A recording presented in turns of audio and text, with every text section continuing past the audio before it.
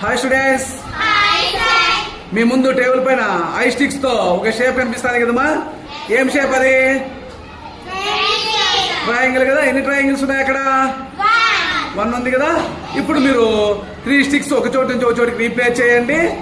3 triangles ఏర్పాటు చేయండి. First ఎవరు చేస్తారు? ఓకే అప్ప. హేమంత్.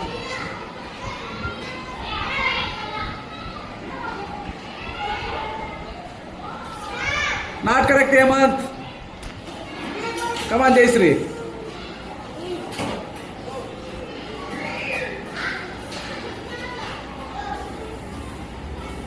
నాట్ కరెక్ట్ మా. కమాన్ మమతా.